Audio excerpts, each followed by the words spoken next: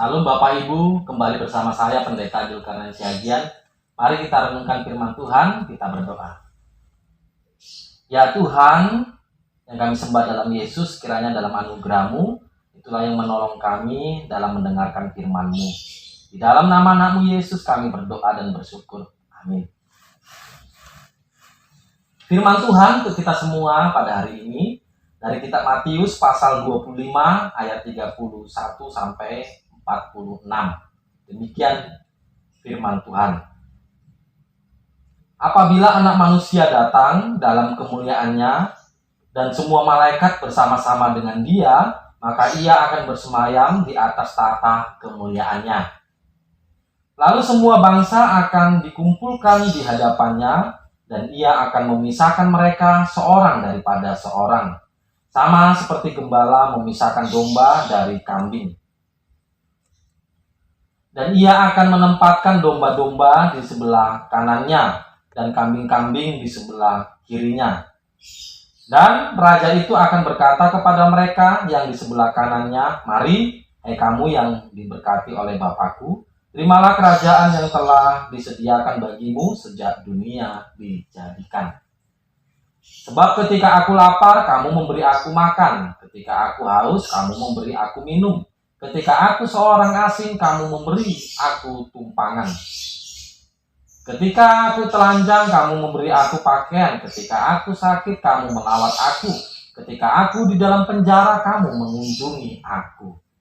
Maka orang-orang benar itu akan menjawab Dia, katanya, "Tuhan, bila manakah kami melihat Engkau lapar dan kami memberi Engkau makan, atau haus dan kami memberi Engkau minum?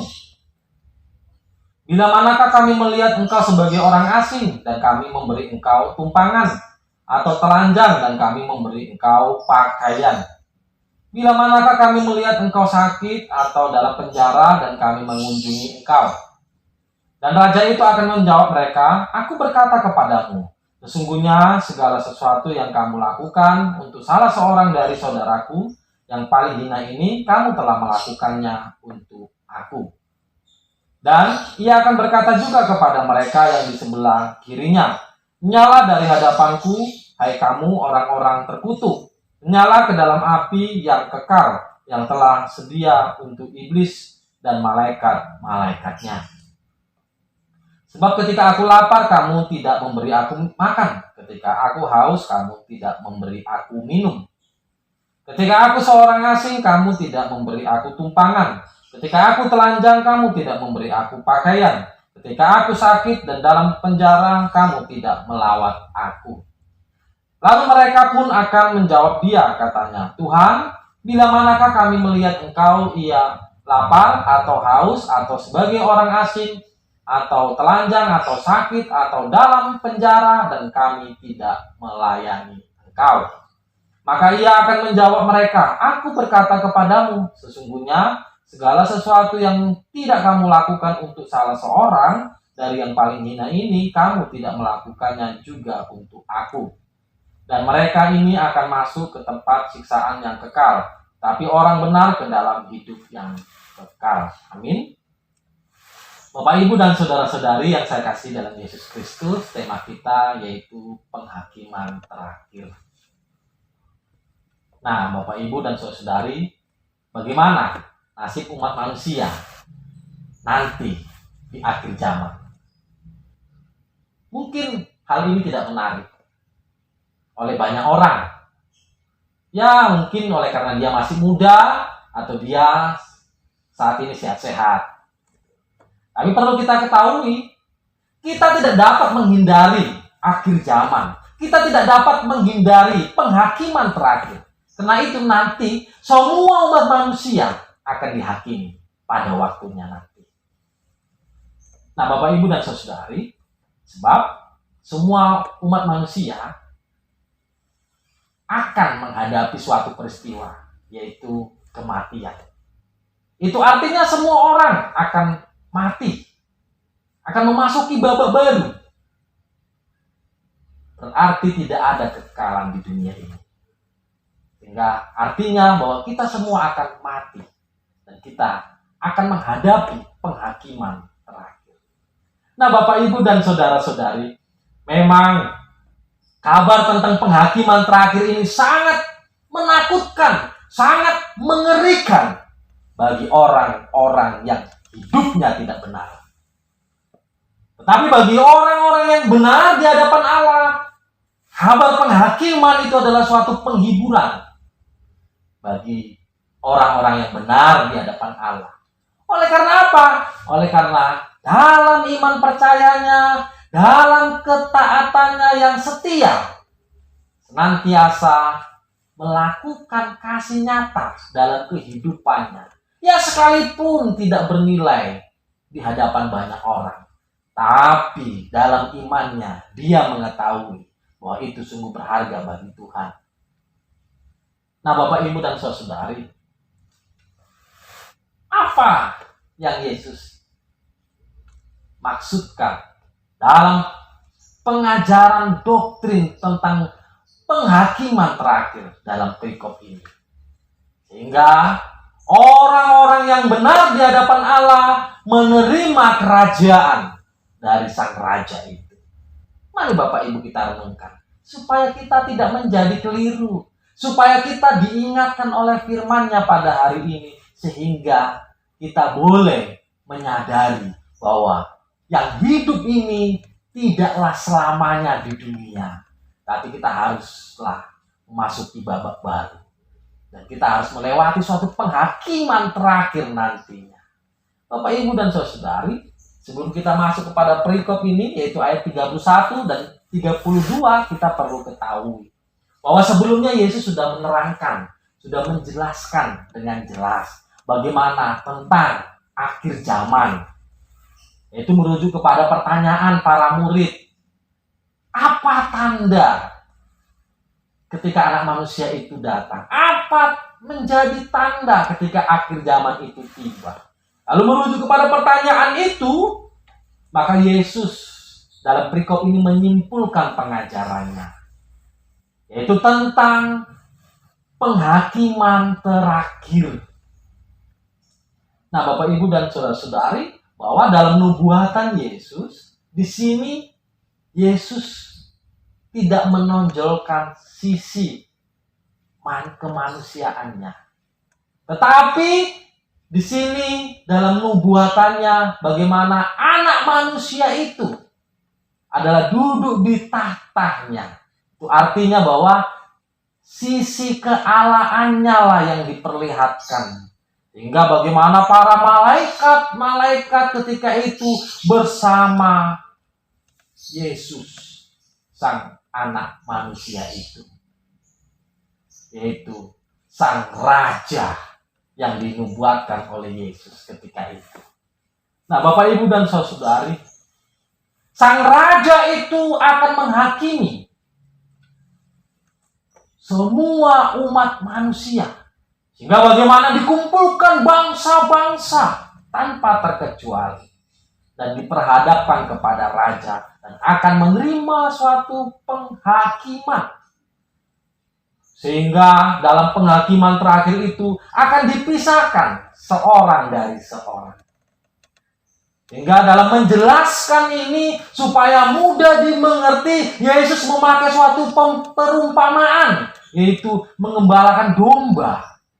Bagaimana ini merupakan kegiatan yang biasa, yang populer di tengah-tengah masyarakat Yahudi, yaitu pekerjaan menggembalakan domba ke padang rumput. Bagaimana para gembala menggembalakan kawanan domba di padang rumput, lalu kemudian kawanan domba bercampur dengan kawanan kambing, sehingga menjadi tercampur. Dan memang gembala tidak menghendaki supaya ini tercampur, tetapi gembala punya tugas, yaitu harus memisahkan kelompok kawanan domba dari kawanan kambing. Sehingga bagaimana gembala itu menaruhkan di sebelah kanannya kawanan domba, lalu di sebelah kirinya lah kawanan kambing. Nah, Bapak Ibu dan saudara-saudari, itu artinya bahwa Allah, yaitu Yesus Kristus, akan mengumpulkan semua umat manusia tanpa terkecuali. Baik itu orang yang benar di hadapan Tuhan dan orang yang tidak benar di hadapan Tuhan. Lalu kemudian dalam penghakimannya, Yesus langsung menempatkan orang yang benar di hadapan Allah di sebelah kanannya, lalu orang yang tidak benar di hadapan Allah di sebelah kirinya.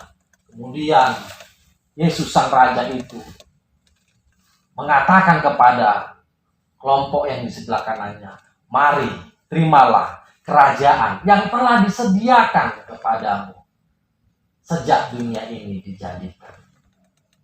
Nah, Bapak Ibu dan saudara-saudari, perlu kita ketahui dan kita ingat bahwa keselamatan umat manusia itu adalah karena anugerah Tuhan melalui pengorbanan Yesus di kayu salib. Sehingga bukan karena perbuatan baikmu. Tetapi ketika perbuatan baik itu kita perlihatkan, itu adalah wujud dari iman percaya kita kepada Yesus. Oleh karena anugerah keselamatan yang sudah kita terima. Sehingga perbuatan baik itu adalah buah daripada iman percaya kita kepada Yesus Kristus. Nah, Bapak Ibu dan saudari, alasan sang Raja itu menganugerahkan, memberikan kerajaan itu yang sudah dipersiapkan adalah karena ketika aku lapar, engkau memberiku makan. Ketika aku haus, engkau memberiku minum. Ketika aku telanjang, engkau memberiku pakaian. Ketika aku seorang asing, engkau memberiku tumpangan. Ketika aku di penjara, engkau mengunjungiku. Bapak Ibu, ini mau menggambarkan bahwa bagaimana kepedulian umat manusia itu adalah juga kepedulian umat manusia kepada Allah. Makanya Raja katakan, ketika engkau melakukan kepada saudaraku yang paling hina ini, sama engkau sudah melakukan untukku. Itu artinya sesama kita, orang yang membutuhkan, orang yang memang sangat hina, tapi ketika kita peduli, ketika kita menolong, itu sama dengan kita melakukan untuk Kristus. Enggak, itu artinya bahwa sesama kita adalah juga penampakan Allah, epifani Allah. Sehingga sesama kita itu merupakan juga wajah Kristus. Di sini wajah Kristus bukanlah soal secara harafiah, tetapi bagaimana wajah Kristus, yaitu menggambarkan di mana sesama kita itu, orang yang membutuhkan itu, dari kehidupannya, kondisinya, pergumulannya, situasi yang sulit yang dia hadapi, itu diperhadapkan kepada kita. Jika ketika kita melakukan untuknya, itu sama dengan kita melakukan untuk Kristus. Nah, Bapak Ibu dan saudara-saudari, lalu kemudian yang di sebelah kirinya, Raja itu berkata bahwa enyalah daripadaku, enyalah, masuklah dalam api yang kekal, yang telah dipersiapkan untuk iblis dan para malaikat-malaikatnya. Oleh karena apa? Oleh karena mereka tidak peduli kepada sesama. Sehingga dalam nubuatan Yesus bahwa mereka tidak melakukan untuk orang yang paling hina, tidak melakukan untuk sesama yang membutuhkan pertolongan, yang sedang dalam kesusahan. Itu artinya mereka tidak melakukan untuk Kristus. Nah, Bapak, Ibu, dan saudara-saudari, sehingga jelas di sini dalam kesimpulannya bahwa orang yang tidak benar di hadapan Allah, yang tidak melakukan dalam hidupnya, yang tidak mewujudkan imannya, yaitu kasih yang nyata, yang tidak berbuah imannya, yaitu kasih yang nyata, mereka ini dibuang dalam api kekekalan. Lalu orang yang benar di hadapan Allah, orang yang peduli kepada sesama, orang yang telah melakukan untuk Kristus, mereka masuk dalam kekekalan, masuk dalam kerajaan yang kekal. Melalui perenungan ini, kiranya boleh menyapa kita, meneguhkan hati kita. Kita sebagai orang Kristen yang sudah diselamatkan, yang sudah membuat kita saat ini menjadi berharga di hadapan Allah. Dan bahkan kita yang sudah mewujudkan iman percaya kita kepada Allah, yaitu melalui kasih yang nyata. Dari kepedulian kita kepada sesama, yang mungkin tidak berharga di mata banyak orang. Tapi ingat Bapak Ibu, melalui perenungan ini kita diingatkan kembali. Itu sungguh berharga di hadapan Allah. Dan itu sama kita melakukan untuk Kristus. Karena itu yang dikehendaki. Dan kiranya melalui firman ini kita kembali diteguhkan, diyakinkan bahwa sesungguhnya kita yang melakukan untuk sesama kita itu sama dengan kita melakukan untuk Kristus. Sehingga kiranya jangan kita menjadi jenuh, atau jangan kita malah menjadi tidak rajin melakukan kebaikan dalam kehidupan kita. Tapi teruslah lakukan itu dalam kehidupan kita sebagai orang percaya. Dan perlu kita ketahui bahwa apa yang kita lakukan, suatu kebaikan, adalah balasannya bukan dari orang yang sudah kita bantu. Tapi perlu kita ketahui bahwa itu adalah buah dari iman percaya kita. Rasa syukur kita karena kita sudah diselamatkan. Karena kita sudah dipelihara oleh Tuhan. Kiranya melalui perenungan ini juga mengingatkan kepada kita umat manusia untuk berhati-hati dalam kehidupan ini. Karena nyata penghakiman terakhir itu. Dan nyata pemisahan Tuhan itu, bahwa di sebelah kanan adalah orang yang benar di hadapan Allah, dan di sebelah kiri adalah orang yang tidak benar di hadapan Allah. Oleh karena itu, mari, apabila kita saat ini merasa jauh dari Tuhan, tidak mengindahkan kebenaran firman Tuhan, tidak mengindahkan peringatan-peringatan Tuhan, sebelum terlambat, mari kembali kepada Allah. Kembali kepada kebenaran firman-Nya. Dan kiranya kita mau melakukan firman-Nya, menghidupi firman-Nya, sehingga melalui kehidupan kita sehari-hari terwujudlah kasih yang nyata. Sehingga iman percaya kita, ketaatan kita, kesetiaan kita kepada Kristus itu boleh terlihat nyata dalam kepedulian kita kepada sesama kita, kepada orang-orang yang membutuhkan kita. Kiranya kita, Bapak, Ibu, dan saudara-saudari, menjadi sahabat kepada semua orang. Bukan kita melecehkan, bahkan melakukan kekerasan, apapun itu bentuknya, kepada siapapun. Tapi kiranya kita senantiasa sebagai sikap orang Kristen, yaitu menghormati setiap orang, menghargai setiap orang, dan peduli kepada sesama kita, dan menjadi sahabat bagi semua orang, bagi sesama kita. Oleh karena itulah yang Yesus maksudkan dalam meneladani keteladanannya, yaitu sebagai sahabat kepada semua orang.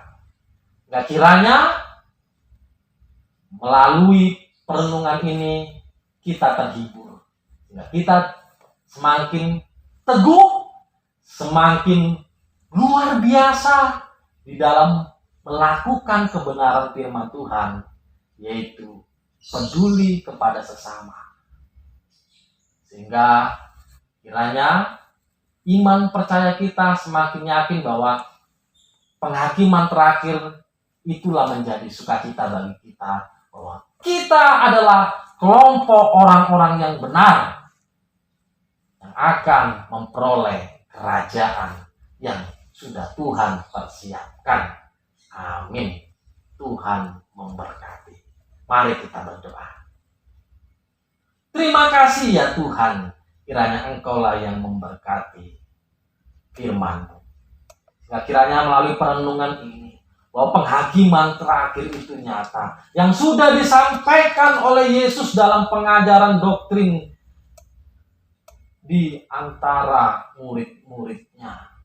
Kiranya ini menjadi perenungan bagi kami, meneguhkan kami untuk kami semakin yakin dan percaya dan semakin luar biasa lagi dalam melakukan kebenaran firman Tuhan di tengah-tengah kehidupan kami. Di dalam nama-Mu Yesus kami berdoa dan bersyukur. Amin. Shalom, Tuhan memberkati.